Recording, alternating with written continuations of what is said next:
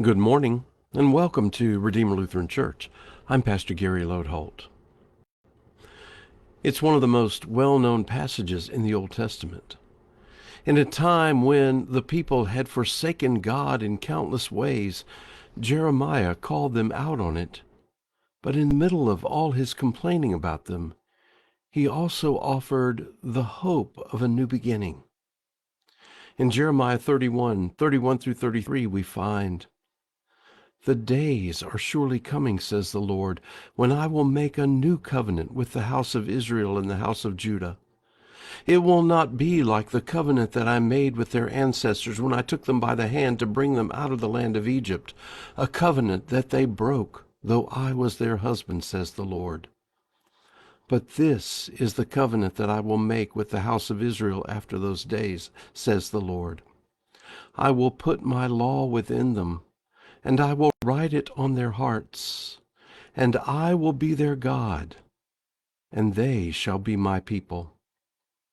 No longer shall they teach one another or say to each other, 'Know the Lord,' for they shall all know me, from the least of them to the greatest, says the Lord. For I will forgive their iniquity and remember their sin no more."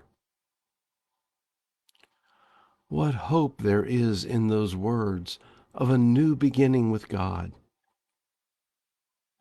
This week, as we begin the new year, our time together is focused on some of the many new beginnings found throughout the Bible story.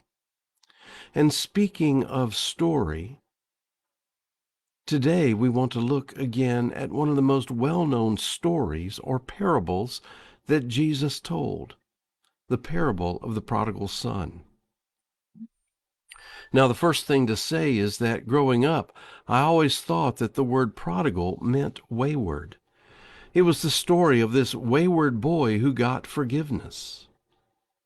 But later I learned that the word prodigal actually means wastefully extravagant. The young man is called prodigal because of how he was extravagantly wasteful of his inheritance and his opportunities. We will come back to that word prodigal in a bit.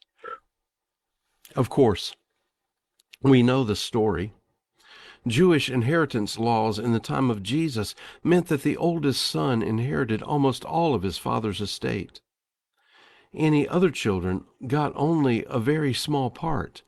And while we are shocked by the second son's request to get his inheritance now, it actually makes some sense.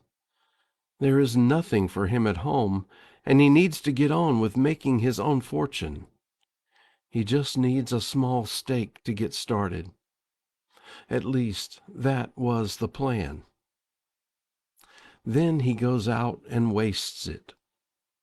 Finally, coming to his senses, he heads home, his tail between his legs, only to find that his father is out on the porch, searching the horizon for this wayward son. And when the father sees him, he runs to this boy. What you may not know was that for the father to run would have been considered undignified. But in his love, the father doesn't care. And we think, what a great story of welcome and forgiveness. He gives the boy a new beginning. Well, those are nice thoughts, but you see, Jesus' story isn't over yet. There is still the older son who gets all huffy about this younger son who has wasted everything and who gets welcomed back with open arms. This older son stayed around. This older son had worked his fingers to the bone, and he'd never even been thrown a party. And that's when the father comes out again and gives this son everything. We usually miss that tidbit. When this story is over, the father has nothing left. In his love, he gave everything away for these two snotty boys. But you see, that's just the point. Both of them got new beginnings in the father's wastefully extravagant love for them. The story really isn't about wastefully extravagant sons. The story is about the prodigal father who is wastefully extravagant with his love, just like God is. He gives new beginnings even to his rotten, ungrateful, entitled boys, just like God does for us. It's a powerful story of grace. New beginnings always are. Welcome home.